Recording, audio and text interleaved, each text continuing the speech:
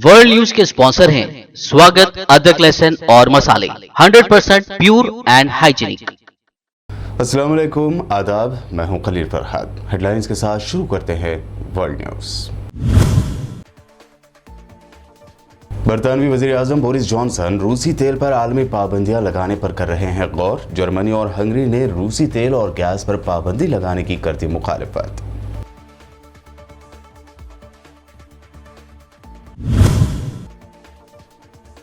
रूसी तेल पर आलमी पाबंदी लगाने को लेकर रूस ने किया खबरदार। कहा, अगर लगाई गई पाबंदी तो इंटरनेशनल मार्केट पर पड़ेगा तबाहकुन असर। $300 फी बैरल हो जाएगी ऑयल की कीमत। ब्रिटेन ने यूक्रेन के माइग्रेंट्स के लिए राहें हमवार करने की कोशिश की। होम मिनिस्टर प्रीति पटेल ने मजीद यूक्रेन पनाहगजीनों के ब्रिटेन में दाखिले के लिए नई स्कीम मुतारिफ करवाने की जाहिर की ख्वाहिश।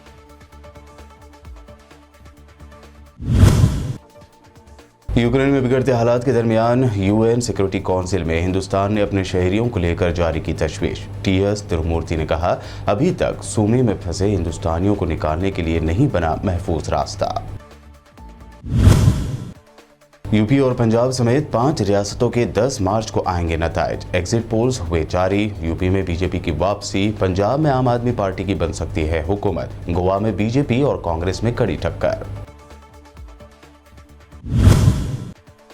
5 रियासतों के एग्जिट पोल्स जारी होने के बाद सियासी पार्टियों की जोड़ तोड़ की कोशिशें हुई तेज। प्रियंका गांधी ने की अशोक गहलोत से मुलाकात। यूपी में अखिलेश यादव के साथ अलायंस को लेकर हो सकती है बातचीत।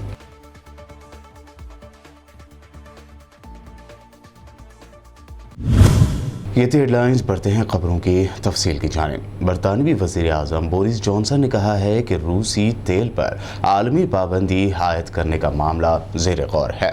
उधर जर्मनी और हंगरी ने रूसी तेल और गैस पर पाबंदी लगाने की मुखालफत करते हुए कहा कि रूसी तेल और गैस के बगैर यूरोप अपनी तवानाई की ज़रूरियात पूरी नहीं कर सकता। बता दें कि रूसी तेल पर पाबंदी की खबरों पर दुनिया भर की मंडियों में मंदी का रुझान रहा और खाम तेल की कीमतें भी बढ़ गई। ब्रेंट की कीमत 123 और WTI की कीमत $119 फी बैरल के करीब जा पहुंची है। आने वाले दिनों में इसमें मजीद इजाफे का इम्कान जाहिर किया जा रहा है। रूस के नायब वज़ीर आज़म ने खबरदार किया है कि रूसी तेल पर पाबंदी लगाई गई तो उसके आलमी मंडी पर तबाहकुन नताइज होंगे। गैर मुल्की खबर रसाई एजेंसी के मुताबिक रूसी नायब वज़ीर आज़म का कहना है कि रूसी तेल पर पाबंदी लगाने से फ़ी बैरल ऑयल की कीमत $300 तक पहुँच जाएगी। दूसरी जानिब वाइट हाउस के मुताबिक अमरीकी सदर जो बाइडन ने अभी तक रूसी तेल और गैस की दरामदात रोकने का कोई फैसला नहीं किया। रूस ने कहा कि अगर मगरबी ममालिक रूसी तेल पर पाबंदियाँ आयद करते हैं तो रूस जर्मनी को जाने वाली अपनी अहम गैस पाइपलाइन को बंद कर देगा। रूस की जानिब से यूक्रेन पर किए जाने वाले हमलों की वजह से यूक्रेन के शहरियों की बड़ी तादाद दीगर ममालिक का रुख कर रहे हैं। ऐसे में ब्रिटेन यूक्रेन के माइग्रेंट्स के लिए नई राह हमवार कर रहा है। ब्रिटेन के होम मिनिस्टर प्रीति पटेल यूक्रेन में जारी तनाज़े से राह फरार इख्तियार करने वाले मजीद पनाहगज़ीनों को मुल्क में दाखिले की इजाज़त देने के लिए एक नई स्कीम मुतारिफ कराना चाहती हैं।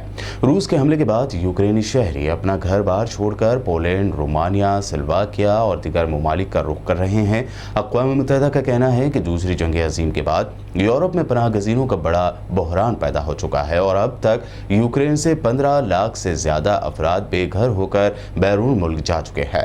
बरतानिया पहले ही लोगों के लिए वीज़ा स्कीमों का ऐलान कर चुका है जिनका मुल्क में ख़ानदान मुक़ीम है या उनके रज़ाकार स्पॉन्सर मौजूद हैं।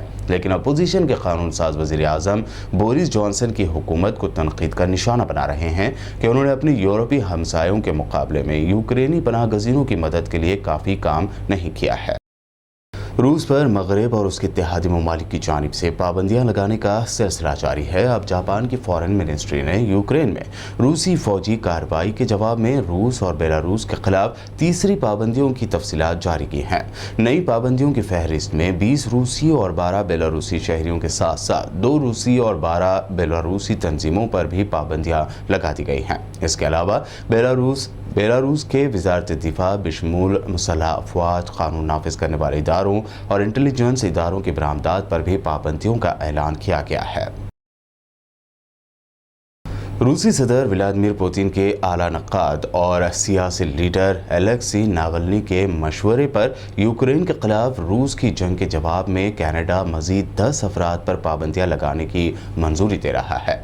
Canadian prime minister Justin Trudeau ने बरतानवी वजीर आजम बोरिस जॉनसन और नीदरलैंड के वजीर आजम मार्क रूट के हमरा बरतानिया में नई पाबंदियों का ऐलान किया। ट्रूडो ने कहा कि 10 अफराद इस बिलाजवाज हमले में मुलविस हैं, उनकी शनाख्त फौरी तौर पर जाहिर नहीं की गई। उन्होंने कहा कि इसमें साबिक और मौजूदा आला सरकारी ओहदेदार, अशराफिया और रूसी क़यादत के हामी शामिल हैं। इन अफराद के नाम जेल में कैद अपोजिशन लीडर एलेक्सी नावल्नी के मुरत्तिब करता फहरिस्त से सामने आए हैं। रूस की वजारत दिफा ने एक बयान में कहा है कि यूक्रेन की फौजी खार्किव के नेशनल रिसर्च सेंटर के रिएक्टर में बम नस्ब करके उसे धमाके से उड़ाने की कोशिश कर रहे हैं। रूस की वजारत दिफा ने अपने बयान में कहा है कि धमाके की जिम्मेदारी वो लोग रूस पर आयद करना चाहते हैं। रूस के मुताबिक ये काम एक मिसाइल के जरिए से भी वो लोग अंजाम दे सकते हैं। इधर रूसी अफवाज चर्निफ और सोमी नामी शहरों पर अपना कंट्रोल मजबूत करने की कोशिश कर रही हैं। एक यूक्रेनी एहलकार के मुताबिक रूसी मिलिट्री कीव के करीब अपना जंगी साजो सामान जमा कर रही है और आने वाले दिनों में कीव पर कब्जे के लिए हमला कर सकती है। यूक्रेन पर रूस के हमले के खिलाफ इस मुल्क में दर्जनों शहरों में मुजाहरे हुए, जिसके दौरान हज़ारों लोगों को गिरफ्तार किया गया। रूस की वजारत दिफा के मुताबिक 3500 से ज़्यादा लोगों को गिरफ्तार किया गया, जिनमें 1700 अफराद को मॉस्को में, 750 अफराद को सेंट पीटर्सबर्ग में और 1061 अफराद को दूसरे शहरों में गिरफ्तार किया गया।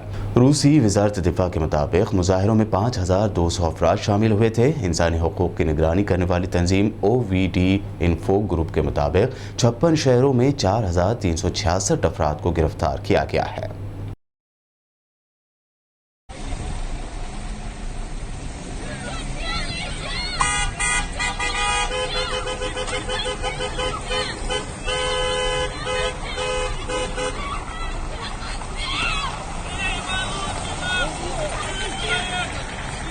Языках.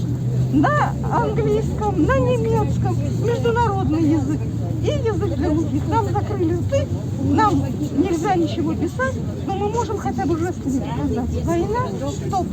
Войне, стоп. Нет войны. Я хочу уйти! Отпустите меня!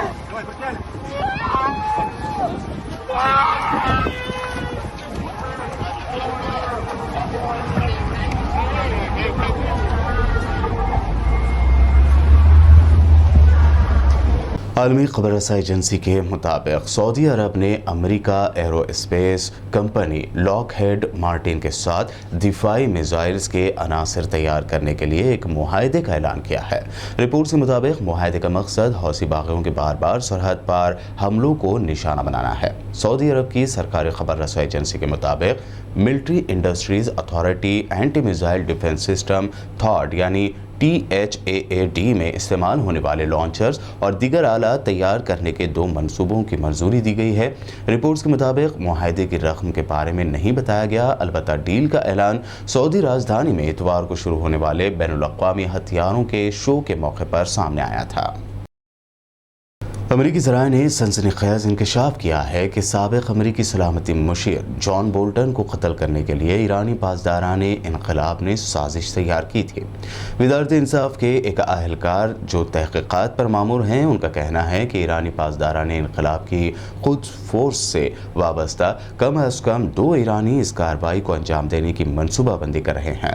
अमेरिकी वज़ारत इंसाफ के एक अहलकार ने वाशिंगटन एग्जामिनर को बताया कि महकमे के पास ईरानियों के खिलाफ सबूत मौजूद है, लेकिन बाइडन इंतजामिया के एहलकार उन अफराद के खिलाफ अवामी इल्ज़ामात की मज़ाहमत इस खौफ से कर रहे हैं कि ऐसा करने से ईरान के साथ जौहरी डील तक पहुंचने की उनकी कोशिशों को पटरी से उतार दिया जाएगा, जो उस वक्त तकमील के करीब है। अमेरिकी फॉरेन मिनिस्टर एंटोनी ब्लिंकन ने कल पीर के रोज़ अपने इसराइली हमर साहब यायर लापिद को यकीन दिलाया कि अमेरिका ईरान को जौहरी हथियार हासिल करने से रोकने के लिए पुरज़्म है। इस मौके पर इसराइली वज़ीर ख़ारजा ने इस बात पर जोर दिया कि दोनों ममालिक इस मामले पर मुत्तफ़िक़ हैं और ईरान को जौहरी बम के हुसूल से रोकेंगे। यायर लापिद ने अमेरिकी एंटोनी ब्लिंकन से कहा कि जैसा कि हम जानते हैं कि यूक्रेन में जंग और वियना में जौहरी मुज़ाकरात दो ऐसे वाक़यात हैं जो दुनिया का चेहरा बदल देंगे। अमेरिका में आम लोगों के लिए पेट्रोल की कीमत साल 2008 के बाद पहली मरतबा $4 फी गैलन से बढ़ गई है। अमेरिकी गैलन 3.8 लीटर के मसावी होता है। एक अमेरिकी इदारे AAA मोटर क्लब की रिपोर्ट में बताया गया है कि यूक्रेन पर रूसी हमले के पहले हफ्ते में तेल की कीमतों में तकरीबन 41 सेंट फी गैलन इजाफा हुआ है, जो एक हफ्ते के दौरान सबसे बड़ा इजाफा है। माहिरीन ने कहा है कि यूक्रेन पर रूस की जंग जारी रहने की वजह से हम एक ऐसी सूरत हाल की जानिब बढ़ रहे हैं जिसमें पेट्रोल की कीमतें उमूमी तौर पर बढ़ जाती हैं। अमेरिकियों को पहले के मुकाबले में पेट्रोल की ज़्यादा कीमतें अदा करने के लिए तैयार रहना चाहिए। अमेरिकी रियासत ओहायो में एक हाई स्कूल के बाहर फायरिंग के नतीजे में एक शख्स हलाक और 2 दीगर जख्मी हो गए। मुकामी मीडिया के CCI ने अपनी रिपोर्ट में ये इत्तला दी है। मीडिया ने पुलिस का हवाला देते हुए इत्तला दी कि डेस मोइन्स के मरकज़ में वाक़े ईस्ट हाई स्कूल के बाहर शूटिंग के नतीजे में 3 अफराद जख्मी हुए, जिनमें से एक हलाक हो गया। पुलिस ने मुलजिम को हिरासत में ले लिया है। बता दें कि अमेरिका के गन कल्चर की वजह से आए दिन इस तरह के वाक़यात सामने आते जा रहे हैं। फ़लस्तीन के मकबूजा बैतुल मुक़द्दस शहर में इस्राएली फ़ौजियों की फायरिंग में फ़लस्तीनियों की हलाकतें और फिर इस्राएली एहलकारों पर चाकू से हमले के वाक़यात बढ़ते ही जा रहे हैं। लगातार दूसरे दिन आज मंगल को इस्राएली फ़ौज पर होने वाले एक फ़िदाई हमले में 2 इस्राएली फ़ौजी एहलकार ज़ख्मी हो गए, जबकि जवाबी कार्रवाई में हमलावर को गोलियां मारकर जाँ बहक कर दिया गया। मुकामी ज़राए ने बताया कि एक फ़लस्तीनी नौजवान ने चाकू के वार से 2 इस्राएली फ़ौजियों पर ताबड़तोड़ हमले किए, जिसमें इस्राएली फ़ौजी ज़ख्मी हो गए। ये वाक़या मस्जिद अक़सा के करीब अल-क़तानीन बाज़ार में पेश आया। हमलावर को गोलियां मारकर मौके पर ही ढेर कर दिया गया। मुकामी ज़राए ने बताया कि जाँ बहक होने वाले नौजवान की शनाख्त अब्दुर्रहमान जमाल कासिम के नाम से की गई है, जिसका ताल्लुक़ शुमाली रमला के इलाके जाफना में क़ायम जलजून कैंप से है। वो 2 रोज़ में इस्राएली सिक्योरिटी फोर्स की वहशियाना फायरिंग में जाँ बहक होने वाला तीसरा फ़लस्तीनी है। फ़लस्तीनी नौजवान की हलाकत की खबर मिलते ही लोगों की बड़ी तादाद मुतवफ़्फ़िक़ के लवाहिक़ीन के घर पहुँच गई। वर्ल्ड न्यूज़ में वक्त हुआ है एक शॉर्ट ब्रेक का। जल्द लौटेंगे और देखेंगे मज़ीद अहम खबरें।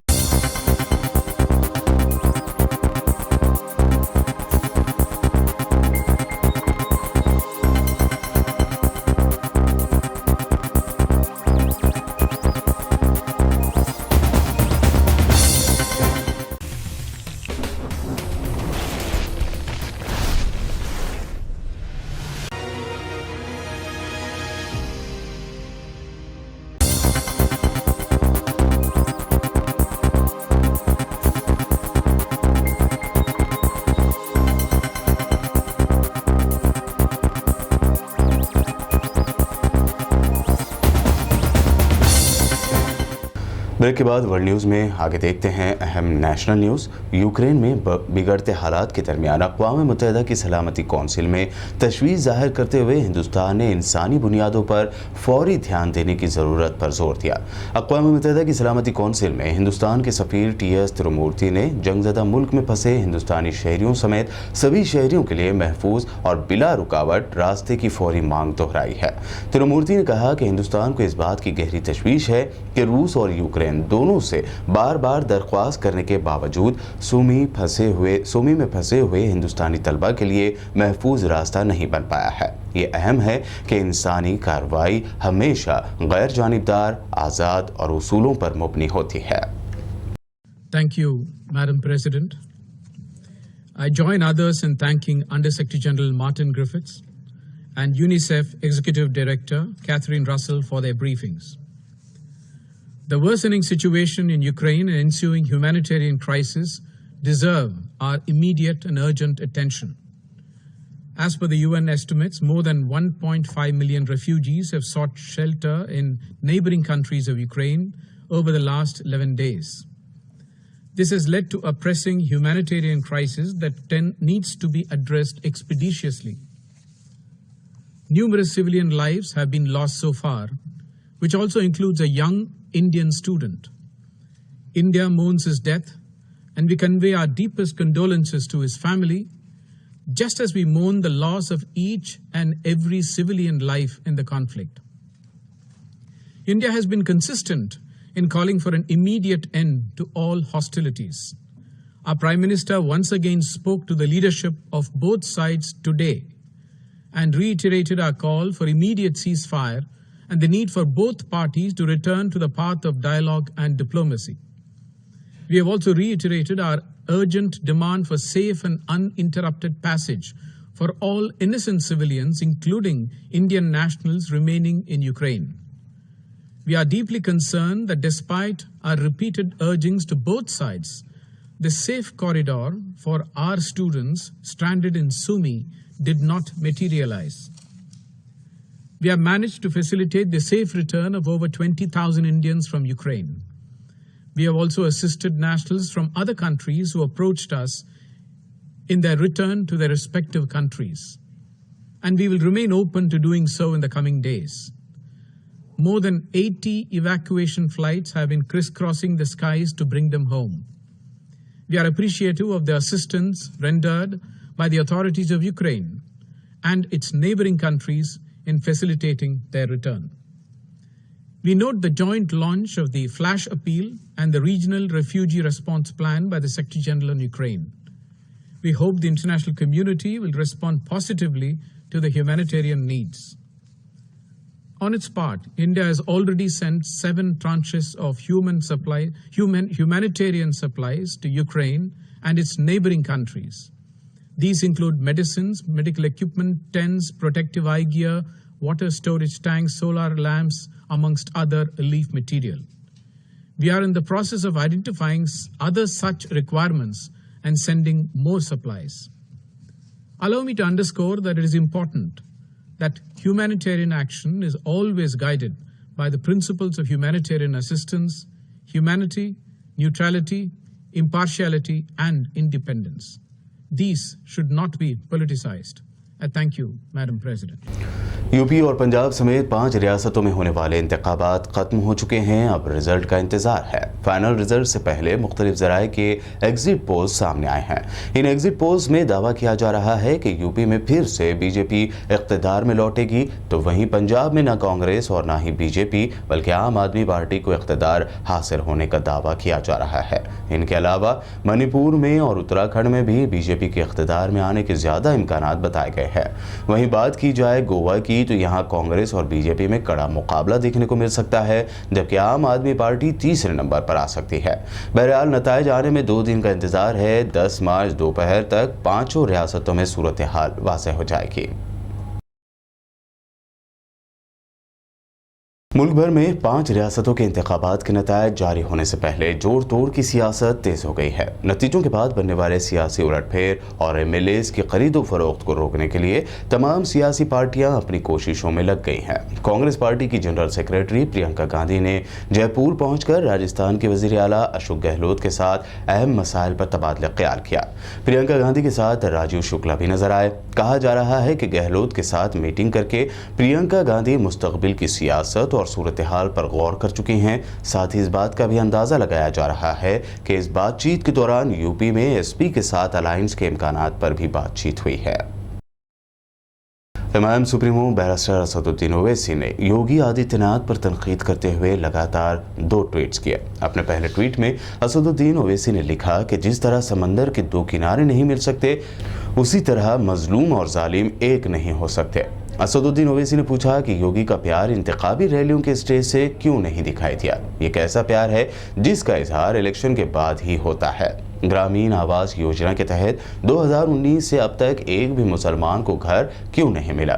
अपने दूसरे ट्वीट में असदुद्दीन ओवैसी ने लिखा कि PMJVK के तहत अक़लियती इलाकों में 1 रुपया भी खर्च नहीं किया गया। वाजपेयी, अडवाणी, मोदी और अब योगी, पहले सब जहर उगलते हैं, लेकिन वज़ीर आज़म की कुर्सी का ख्वाब देखना हो तो मजबूरन प्यार मोहब्बत की बात करने लगते हैं। आज 8 मार्च को आलमी योम ख़वातीन पूरी दुनिया में मनाया जा रहा है। ऐसे में कांग्रेस लीडर अलका लांबा ने कहा कि प्रियंका गांधी ने यूपी में लड़की हूँ लड़ सकती हूँ नारे के तहत ख़वातीन को बाइख्तियार बनाने का मौका दिया, जो काबिल सताइश है।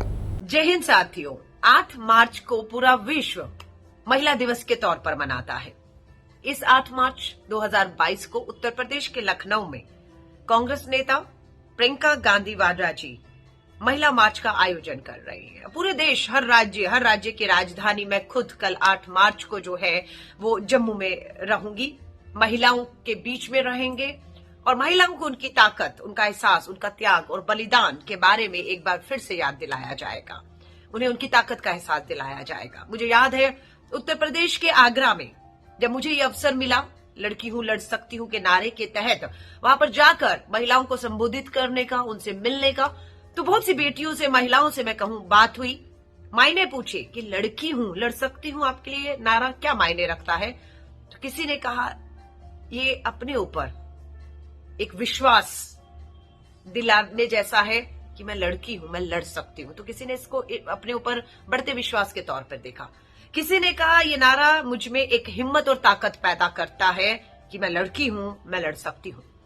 किसी ने कहा ये नारे से हम किसी और पर निर्भर रहना नहीं, खुद पे निर्भर रहते हुए, चुनौतियों का सामना करते हुए आगे बढ़ना सिखाता है कि लड़की हूं, मैं लड़ सकती हूं करके। और इसी नारे के तहत मुझे खुशी है कि प्रियंका गांधी जी ने उत्तर प्रदेश के चुनावों में 40% महिलाओं को उम्मीदवार बनाया और 160 से अधिक हमारी महिला बहनें उत्तर प्रदेश के चुनावी रण में खड़ी थी और बहुत ताकत, मजबूती के साथ इन चुनावों को लड़ी है। जब उन्होंने फैसला कर लिया कि हम चुनाव लड़ेंगी और प्रियंका जी ने उन्हें यह अवसर दिया, उनकी जीत तभी हो चुकी थी। और मुझे उम्मीद है ये बदलाव अब रुकने वाला नहीं है। महिलाएं जो हाशिए पे कहीं ना कहीं लाकर रखी हुई थी, उन महिलाओं को हमेशा केंद्र में लाकर उनके मुद्दों पर जो है लड़ाई को आगे ले जाने का काम सिर्फ कांग्रेस ने किया। चाहे 33% महिला आरक्षण की बात हो, चाहे घरेलू हिंसा कानून हो, दहेज कानून की बात करें, कन्या भ्रूण हत्याओं पर कानून लाने की बात करें, कभी भी आप देखेंगे पंचायतों में, नगर निगमों में महिलाओं को अगर उनका हक, अधिकार, भागीदारी को सुनिश्चित करने का काम किसी ने किया है तो वो कांग्रेस ने किया है। और इसी काम को लेकर प्रियंका गांधी जी आगे बढ़ रही हैं। उम्मीद करते हैं 2024 के चुनाव से पहले 33% महिला आरक्षण बिल जो अभी भी पार्लियामेंट में पेंडिंग में रखा गया है, हमारी ये लड़ाई उसे भी आगे लेकर जाएगी और ये भी हक अधिकार हम प्रियंका गांधी जी, श्री राहुल गांधी जी और कांग्रेस के नेतृत्व में महिलाओं को उनका हक अधिकार दिलाकर रहेंगे। इस अंतर्राष्ट्रीय महिला दिवस के ऊपर आप सभी को हार्दिक हार्दिक शुभकामनाएं देती हूँ। लड़की हूँ लड़ सकती हूँ के नारे के साथ यूं ही आगे बढ़िए। जय हिंद, जय भारत। हरियाणा प्रदेश कांग्रेस कमेटी की सदर कुमारी शैलजा ने तमाम खवातीन को वुमेन्स डे की मुबारकबाद देते हुए कहा कि खवातीन को बाख्तियार बनाने के लिए कांग्रेस पाबंद अहद है। नमस्कार। महिला दिवस पर सभी बहनों को बहुत बहुत बधाई। कांग्रेस पार्टी आपके सशक्तिकरण के लिए प्रतिबद्ध है और चुनावों में महिलाओं की भागीदारी सुनिश्चित करने में कांग्रेस पार्टी ने एक बहुत बड़ी पहल की है। प्रियंका जी ने भी लड़की हूं लड़ सकती हूं का नारा देकर महिलाओं में, लड़कियों में एक नया आत्मविश्वास पैदा किया है। आइए हम सभी मिलकर देश के निर्माण के लिए और देश की सेवा में अपना पूरा योगदान दें। बहुत बहुत धन्यवाद। जय हिंद। गुजरात के शहर सूरत में एक टॉयलेट की दीवार पर गणेश की वॉल पेंटिंग को लेकर तनाज़ा पैदा हो गया।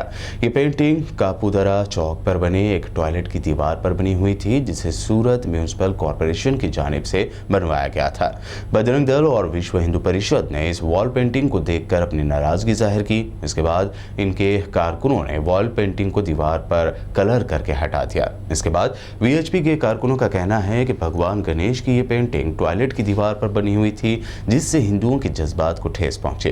साथ ही उन्होंने वार्निंग देते हुए कहा कि अगर किसी सरकारी या प्राइवेट या दिगर किसी भी इमारत पर देवी देवताओं की फोटो होगी तो इस बिल्डिंग को ही नुकसान पहुंचाया जाएगा। જેમ આ વખતે પણ હિન્દુ દેવી દેવતાઓનું જે અપમાન થાય છે, સંડાસની દિવાલ ઉપર જે ગણપતિ બાપાનો ફોટો દોરવામાં આવ્યો હતો, લોકો દ્વારા અમને ધ્યાન દોરવામાં આવ્યું તો અમે આ ફોટો મિટાવી દીધો છે અને અમે સખ્ત શબ્દમાં આવી ઘટનાઓને વખોડી કાઢીએ છીએ। કોઈ પણ કારખાનામાં થૂકતા હોય એવી જગ્યાએ પાળી ઉપર, દાદરની અંદર ભગવાનના જે ચલચિત્રો મૂકવામાં આવે છે, આવા ચલચિત્રો પ્રાઇવેટ હોય કે સરકારી હોય તમામ લોકો દૂર કરે નકર બજરંગ દળ પોતાની રીતે કાર્યવાહી કરશે। आखिर में हेडलाइंस पर एक और नजर। बरतानवी वजीर आजम बोरिस जॉनसन रूसी तेल पर आलमी पाबंदियां लगाने पर कर रहे हैं गौर। जर्मनी और हंगरी ने रूसी तेल और गैस पर पाबंदी लगाने की कर दी मुखालिफत।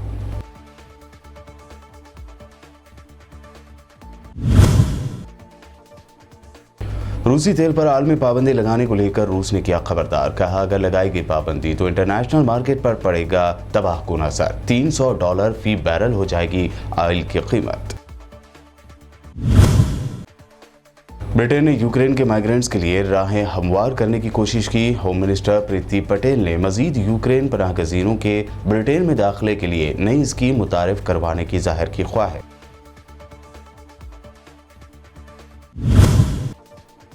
यूक्रेन में बिगड़ते हालात के दरमियान यूएन सिक्योरिटी काउंसिल में हिंदुस्तान ने अपने शहरियों को लेकर जारी की तशवीश। टीएस तिरुमूर्ति ने कहा अभी तक सूमे में फंसे हिंदुस्तानियों को निकालने के लिए नहीं बना महफूज रास्ता। यूपी और पंजाब समेत 5 रियासतों के 10 मार्च को आएंगे नताइज। एग्जिट पोल्स हुए जारी। यूपी में बीजेपी की वापसी, पंजाब में आम आदमी पार्टी की बन सकती है हुकूमत, गोवा में बीजेपी और कांग्रेस में कड़ी टक्कर। 5 रियासतों के एग्जिट पोल्स जारी होने के बाद सियासी पार्टियों की जोड़ तोड़ की कोशिशें हुई तेज। प्रियंका गांधी ने की अशोक गहलोत से मुलाकात। यूपी में अखिलेश यादव के साथ अलायंस को लेकर हो सकती है बातचीत।